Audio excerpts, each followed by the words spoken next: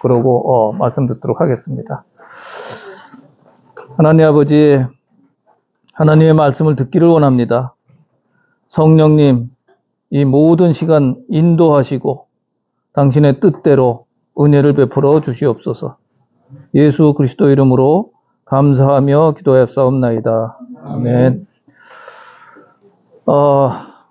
한 20년쯤 전에 온누리교회 교역자들이 단상에서 아주 공식적으로 꾸중을 들은 적이 있어요. 꾸중을 하실 만한 분이 꾸중을 하셨는데, 그분이 누구냐? 죽으면 죽으리라라는 책을 쓰셔가지고 유명한 안희숙 사모님. 왜 야단을 맞았느냐? 찬송가 144장, 옛날 찬송이나 지금 찬송이나 이 장이 안 변했습니다. 어떤 거냐면, 예수 나를 위하여 십자가를 질 때 하고 나오고, 후렴에 예수여 예수여 나의 죄 위하여 이렇게 나오거든요. 교역자들이 단상에서 특별 찬양을 했어요. 이 찬양 가지고. 뭐 아시는 분은 아시겠지만 온누리교회 이 교역자들은 거의 성악가 수준으로 합창을 하면은 기가 막히게 합니다. 너무너무 잘했어요, 찬양을. 근데 안희숙 사모님이 된통이 하단을 치시는데 뭐라고 그러냐면, 예수가 니들 친구냐? 예수여가 뭐냐? 찬송을 그렇게 놔둔 사람도 문제지만 그거를 또 좋다고 따라 부르는 당신들은 뭐냐? 엄연히 우리나라에는 경어법이라는 게 있는데 당연히 예수님 하든가 이렇게 돼야지. 예수여가 뭐냐?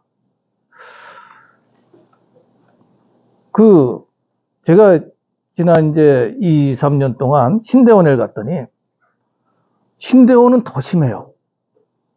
모든 논문에, 우리 또 신대원 교수님도 계신데 좀 미안하지만, 모든 논문이나 이 교수님들 얘기하는 게 전부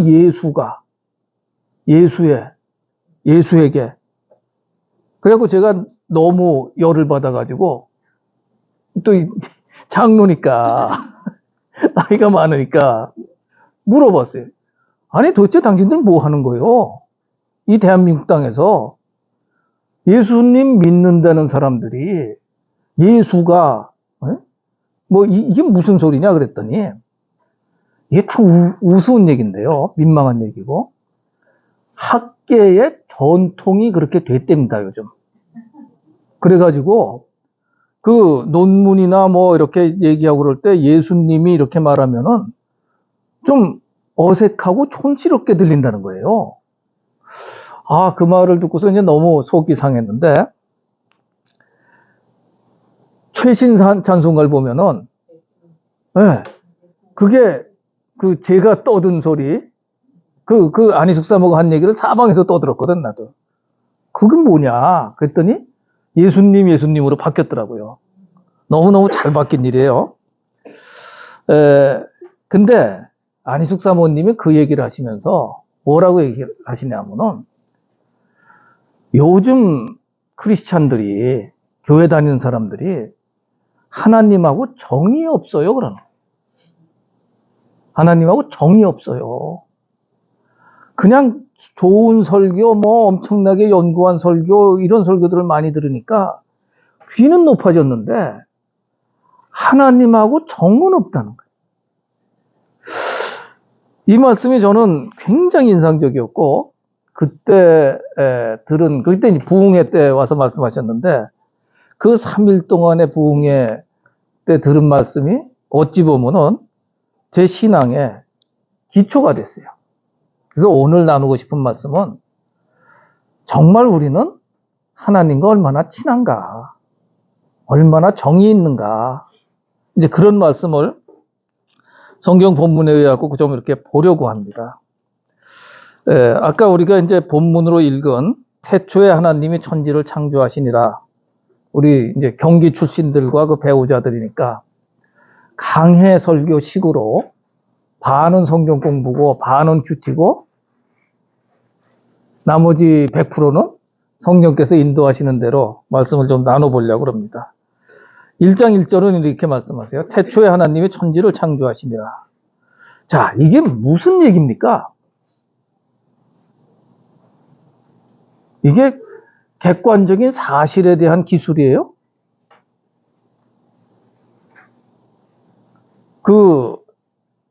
우리가 이제 이 창세기 가지고 많이 하는 논란이 창조론과 진화론 얘기를 많이 해요.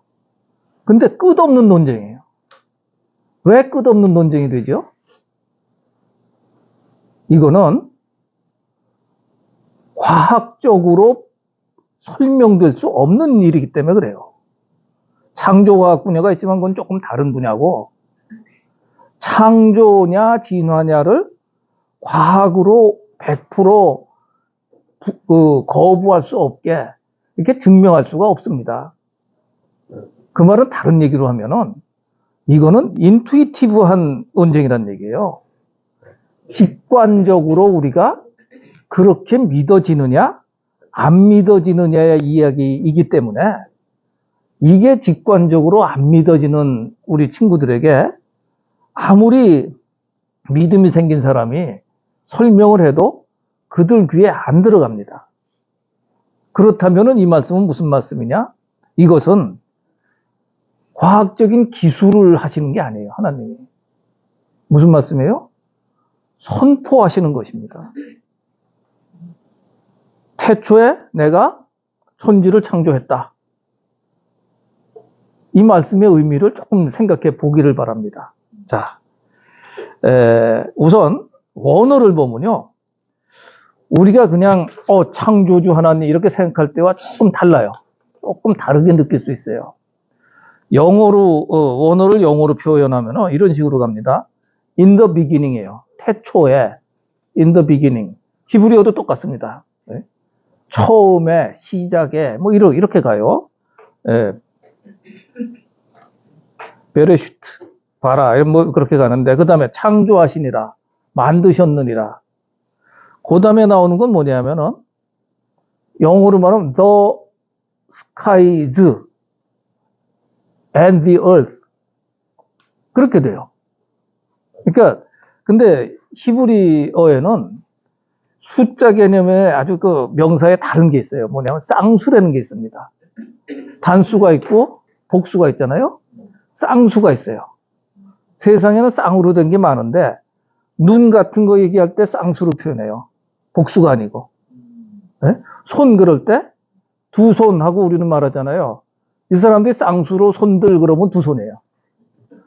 하늘을 쌍수로 표현을 했어요. 하늘이 둘이야? 쌍이야? 그렇게 표현을 했어요, 여기에. 그리고 땅을 만드셨다. 이건 나중에 이제 홍수 때 이렇게 이제 이해를 할 수는 있는데, 여기 나오는 걸 학자들이라고 완전히 정확하게 이거다라고 일치되지는 못합니다. 두 개의 하늘을 만드셨다는 얘기거든요. 그러면 노아의 홍수 때 물과 물 사이에 궁창이 있는데 그 궁창 위에 물이 쏟아졌다고 그러잖아요.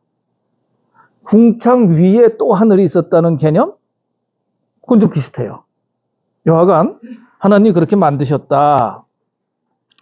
그래서 다시 한번 진화론 말씀을 드리면은, 성경 말씀에 과학에 대한 통찰을, 정말 신적 통찰이 표현된 것들이 있기는 하지만 성경은 과학 교과서는 아니라는 거예요. 네? 과학을 들이대 가지고 성경에 이렇게 돼 있다 저렇게 돼 있다, 또 과학을 가지고 성경이 그래서 틀렸다 맞았다, 그거를 하는 것은 아니다. 무슨 말씀이냐? 첫 번째는 모든 세팅은 하나님이 만드셨다. 그래서 2절부터 이제 25절까지 가면은 세팅에 대한 말씀이 쫙 나와요. 첫날, 둘째 날, 셋째 날은 만드시고 만드신 다음에 넷째 날, 다섯째 날, 여섯째 날에는 채워놓으세요. 네. 뭘로 채우시느냐?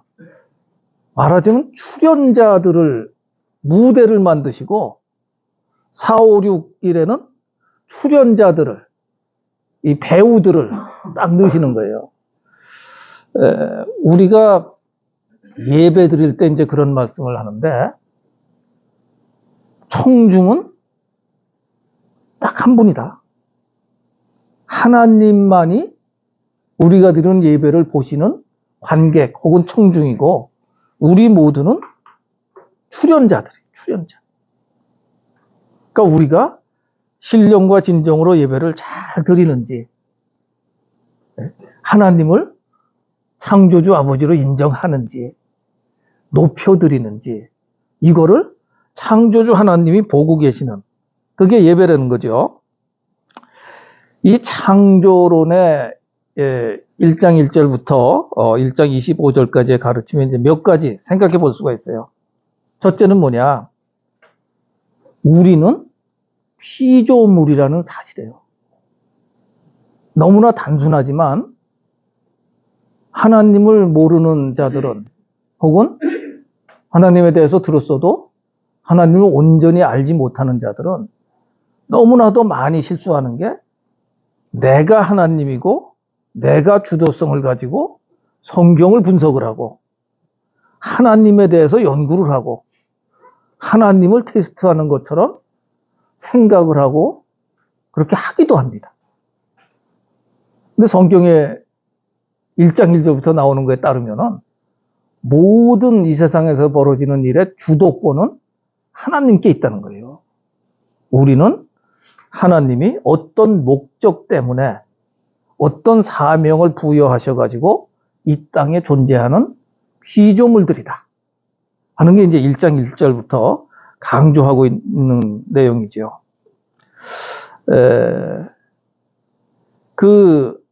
아까 말씀드린 거에 대한 오해가 있을 수 있는데, 그러면 우리가 호세아가 말씀하시는 대로 우리가 하나님을 알자, 힘써 하나님을 알자라고 호세아 선지자가 얘기하는데, 그럼 그것은 무슨 이야기입니까? 또 아는 만큼 믿어집니다. 그건 무슨 얘기냐? 하나님을 우리가 그냥 이렇게 연구해가지고 define, 우리끼리니까 영어 써도 조금 용서해 주시기 바라요. 우리가 찾아내고 define 하자라는 의도가 아니죠. 아닙니다. 그럼 무슨 얘기예요? 그럼 신학은 뭐고? 조직신학 뭐 이런 데 이제 신론 나오고 그러는데, 그럼 그건 무슨 얘기냐? 그것은 인간이 창조주를 알 수 있는 것은 하나님이 스스로를 알려주시는 만큼밖에는 더 알 수가 없어요. 그게 이제 우리말로는 계시라고 합니다. 계시. 하나님이 자신을 계시해 주시는 만큼만 알 수가 있어요. 그럼 우리 각 개인이 하나님과의 만남도 쉽지 않은데, 그 하나님이 우리한테 계시해 주시는 만큼만 안다고 그러면은 너무 조금밖에 알 수가 없잖아요. 그러나 우리의 신앙의 선배들, 아브라함부터 시작된 신앙의 선배들이 하나님의 계시를 받았고 하나님 아는 것들이 쌓이고 쌓여가지고 이게 하나님에 대한 지식의 체계가 되고, 그것을 학자들이 정리한 것이 신학 체계가 됩니다. 그래서 신앙의 선배들이 계시로 받은 것들을 종합한 것, 그것을 통해서 우리가 하나님을 풍성하게 알아가는 거죠. 물론 이 계시라는 것에 이 위험성이 있어요. 왜냐하면은 살아있는 사탄도 살아서 역사를 하거든. 그러니까 하나님의 계시인 척하고 자기가 계시를 주는 것도 있어. 그래서 교회사의 많은 부분들은 수많은 논쟁과 논란을 거쳐가지고 많은 사람들이, 특별히 성령 충만한 사람들이 합의를 한 것입니다. 동의를 하고, 이것은 하나님의 계시 중에 바르게 계시되고 바르게 인식한 것이요, 이런 주장들은 이거는 조금 뭔가 틀린 것이다. 그래서 조금 틀렸다 혹은 많이 틀렸다, 이거를 이제 이단적인 주장이라고 얘기를 하지요. 하나님이 계시해 준 만큼만 우리는 알 수 있다는 거예요. 계시하지 않은 것까지 안다고 주장하고 많은 사람들을 잘못 인도하는 자들을 이단이라 하고 교주들이라고 합니다. 그래서 하나님을 우리가 알려면은 개인적으로 연구하는 데는 한계가 있어요. 그래서 이 많은 학자들이 많이 합의하는 내용들, 그래서 그 정통을 잘 따라가는 게 우리 신앙을 지키는데 매우 중요합니다. 자, 그리고 아까 말씀드린 이제 첫째 날, 둘째 날, 셋째 날, 이게요, 모세가 하나님의 영에 감동이 돼가지고 그 옛날에 있었던, 창조 때 있었던 그 날짜들을 이렇게 보고 기술한 것이 아니라고 신학자들이 합의를 합니다. 그 당시에 서양 위주로 보면 이제 중근동이라고 하죠. 근동. 우리는 그렇게 표현하면 극동 혹은 원동이에요. 우리를 파리스트라고 그러고, 주로 학문이 유럽에서 발달했으니까 우리는 파리스트, 그 다음에 미들이스트, 그 중동, 니어이스트, 근동, 이렇게 이제 번역이 된 거거든요. 완전히 서양적인 시각인데, 그 중근동에 있던 창조 설화가 대충 이거랑 비슷하답니다. 네? 첫날, 둘째 날, 셋째 날 세팅을 만들고, 넷째 날, 다섯째 날, 여섯째 날 채워 넣으셨다는 거예요. 그런데 그 설화들의 공통점은 뭐냐? 그 신이 인간들을 착취하고 이용해 먹으려고, 그래서 인간들을 만들었다는 거예요. 그들의 설화에 따르면. 근데 모세가 기록을 하면서 우리 하나님은 그런 하나님이 아니야. 우리가 아는 창조주 하나님은 우리를 갖다가 무슨 노동을 시켜가지고 뭐라고 그래요? 그 콜로니, 그러니까 식민지, 식민지에 우리를 무슨 관리인으로 세워가지고 착취하려고 그러는 그런 게 아니야. 우리 하나님은 우리와 함께 거하시면서 함께 즐거워하시고, 그리고 우리 가운데 거하시면서 우리를 복되게 하시려고, 복을 주시려고 만드신 분이야. 그 당시에 그쪽에 있던 설화에 따라 가지고 창조 설화를 쓰면서 인간 창조에 대해서 전혀 다른 시각을 제시를 합니다. 그래서 성경에 창세기에 나오는 수많은 내용들이 당시에 그쪽에 있던 문화들에 비하면요, 충격적으로 다른 그 렌즈를 제공하고 있는 거예요. 그 중에 하나가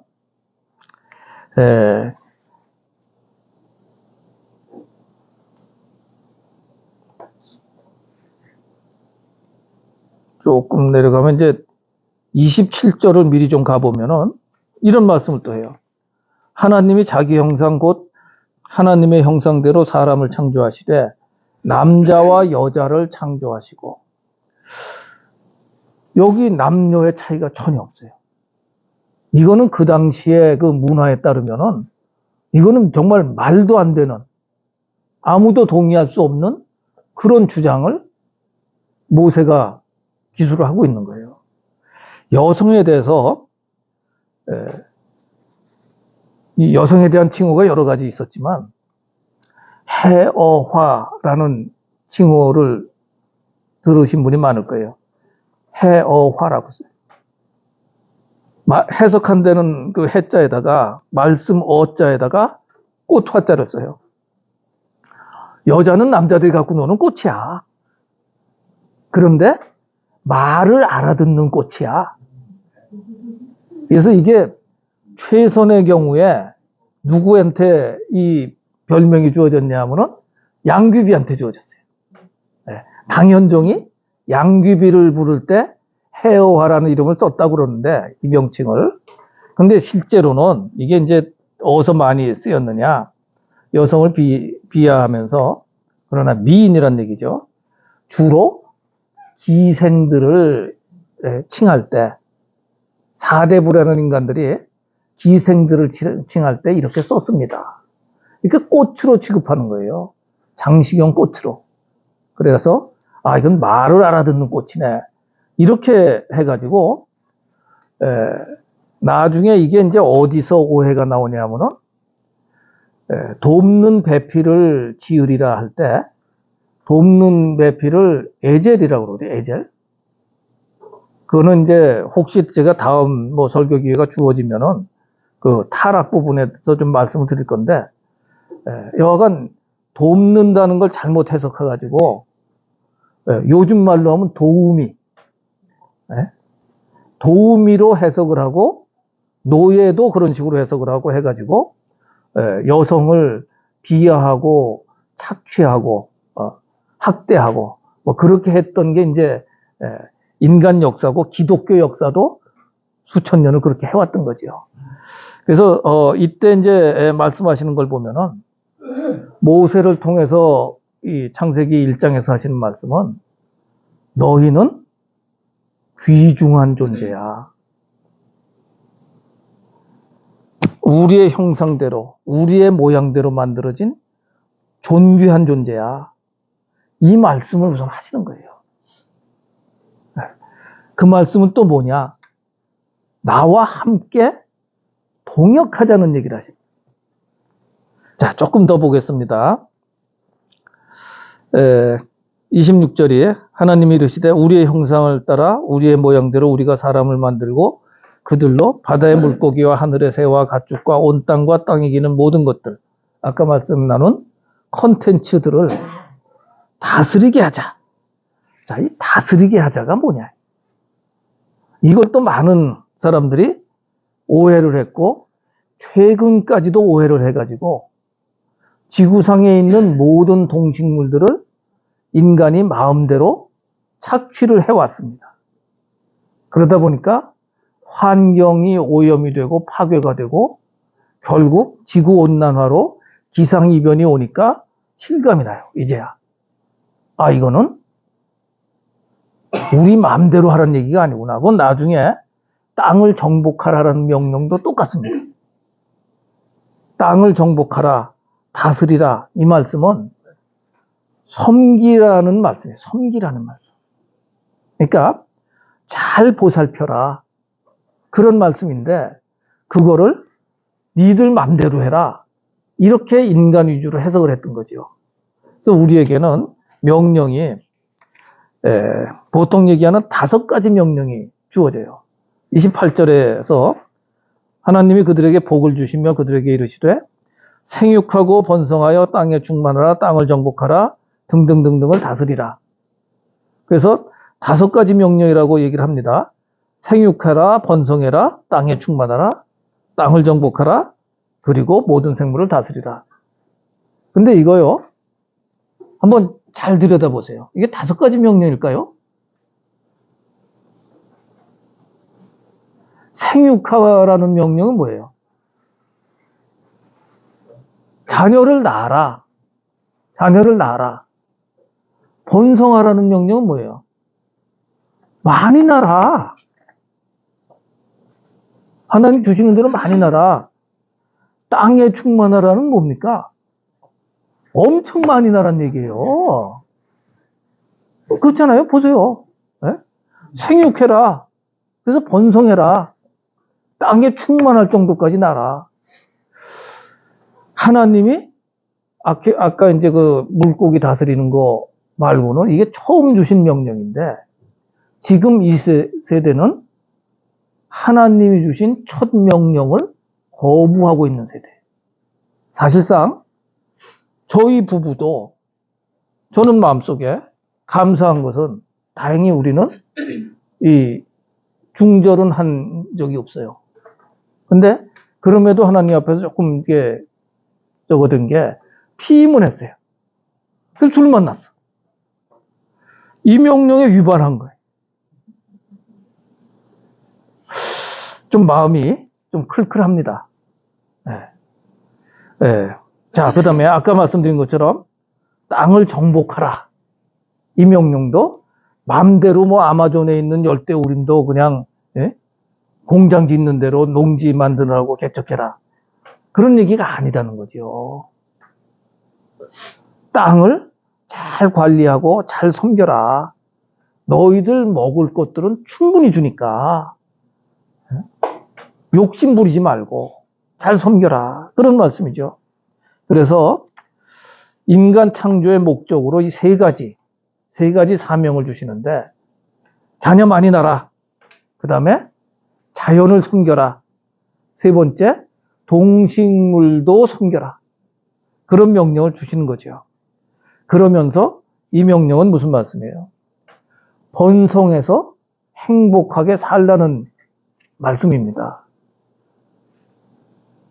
아까 말씀드린 것처럼 먹을 거, 입을 거, 모든 것들은 내가 공급하니까 그것 때문에 염려하지 말고 행복하게 살아라. 하나님 복 주시면서 주신 명령이에요. 근데 이때 모습을 한번 우리가 상상을 해보길 바랍니다. 성경적인 또 말씀의 근거에서 상상을 한번 해봤으면 좋겠어요. 과연 이때의 삶이 어땠을까? 요즘의 삶하고 비교해 보는 게 좋아요. 요즘은 왜 이렇게 힘들지? 전쟁은 왜 일어났지? 초기 전쟁은 땅 쟁탈전이에요. 왜 땅을 쟁탈해요? 먹을 것 때문에. 먹을 게 부족하다고 생각하고 풍성하게 먹고 싶고 대대로 먹고 싶고 만대를 갖다가 먹고 싶으니까 땅을 그냥 정복하고 상대방의 그 먹는 입은 줄이기 위해서 죽이고 우리 족속만 잘 살겠다는 거죠. 요즘 전쟁은 왜 일어나죠? 제가 보기에는 이 한 줌밖에 안 되는 정치 지도자들이 권력욕이면서 자존심 싸움이에요. 네? 우크라이나 전쟁 왜 일어났을까요? 자, 그게 오늘 말씀드리고자 하는 본론은 아니니까 계속 가겠습니다. 입시 지옥을 겪고 있어요. 우리 자녀들이. 스펙 가지고 엄청난 스트레스를 받고, 그리고 우리 나이쯤 되면은 많이 질병에, 큰 질병, 작은 질병에 시달려요. 그러고 이 노년 빈곤이 우리 조상들이 얘기하는 3대 악재 중에 하나라고 그러는데, 70대가 됐는데 가진 돈이 자신이 없어. 막 불안해져. 그러니까 부모가 그렇게 되는 걸 보고 젊어서는 돈을 왕창 벌으려고 돈 버는데 또 그냥 눈이 뒤집어져요. 심지어는 보험 사기나 이런 것까지 쳐가지고 막 돈을 벌려고 그래요. 그리고 그럼에도 불구하고 누가 돈 좀 벌었다고 그러면은 배가 아프다는 표현을 썼는데 요즘 배 아픈 정도가 아닌 것 같아요. 그냥 몸살을 앓는 것 같아요. 옆에서 돈 좀 벌었다고 그러고. 이거 왜 이런 일이 벌어졌어요? 타락 이전에 인간 상태하고 하나님이 주신 명령 상태하고 한번 비교를 해보죠. 지금 상태는요, 제일 처음 부분이 비교, 경쟁, 상대적 빈곤감, 시기, 질투, 이게 우리를 더 이렇게 힘들게 하는 거예요.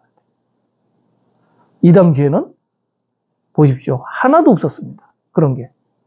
먹을 거 하나님이 다 충분히 공급해 주셨고, 입을 거 그때는 뭐 물층이 있어가지고 온난했다고 그래요. 그리고 땅 따먹기 전쟁? 아니, 그냥 잘 지내는데 뭐하러 땅을 돈 주고 사고 그럴 이유가 뭐가 있겠어요?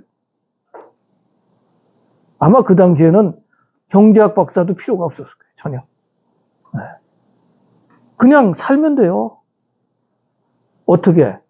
하나님과 친밀하게 동행하면서 하나님을 온전히 신뢰하면서 즐겁게 살면 됩니다. 즐겁게. 남의 거 뺏어 먹으려고 할 필요가 없어요. 나중에 이제 인간이 타락하면서 수많은 정신병적인 이제 혼란이 오고 그러면서 이 인간의 삶이 고달파지죠.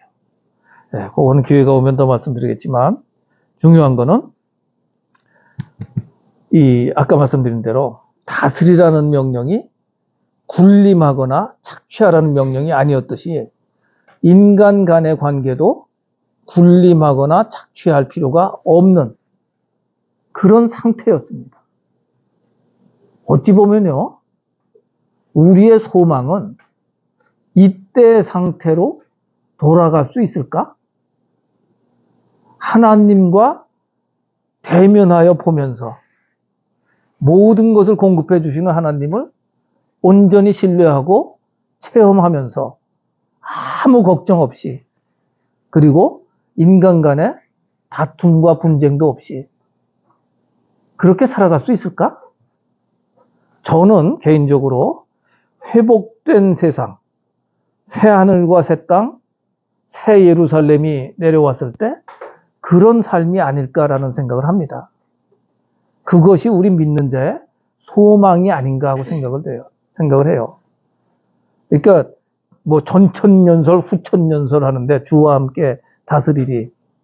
그 전천년이든 후천년이든 간에 그 천년 왕국, 복지 왕국은 그런 모습이 아니겠는가 하는 생각을 합니다.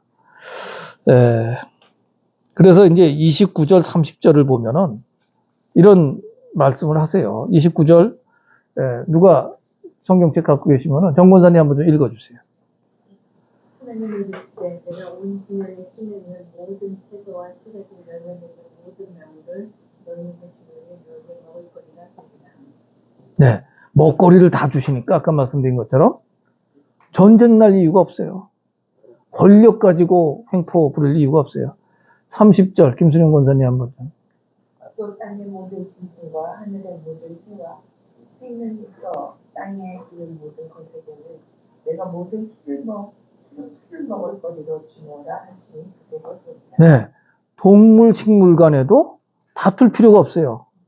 이 당시에 보면은 이 말씀대로 보면은 육식 동물이 없는 거예요. 아직 전부 초식 동물이 서로 잡아먹질 않아. 동물들이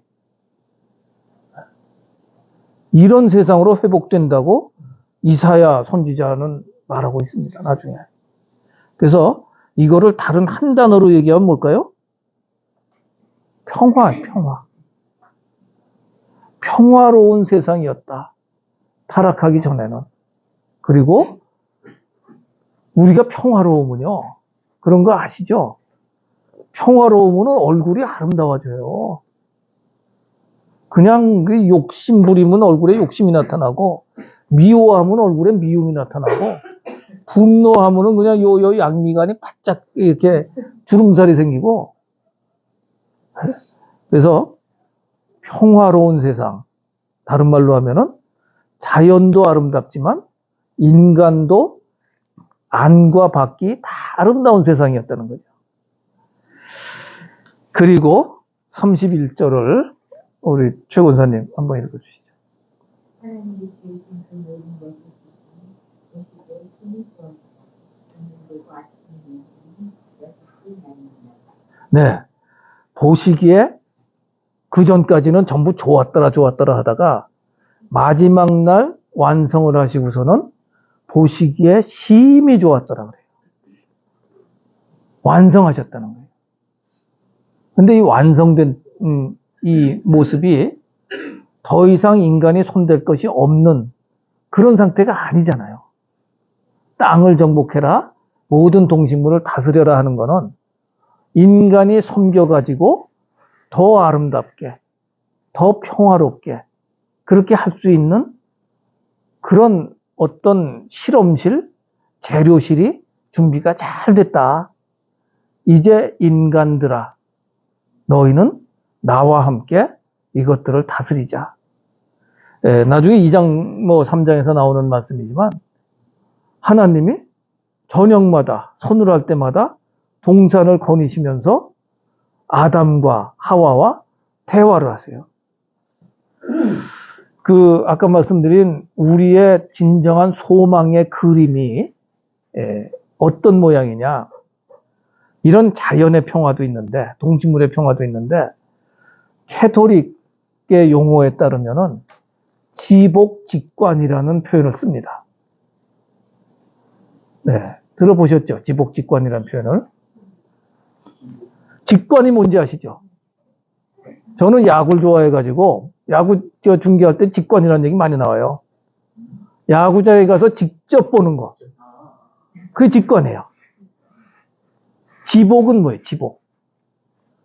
캐톨릭 개념으로 지극한 복이 아니고 지극히 복된 분, 삼위일체 하나님을 얘기합니다.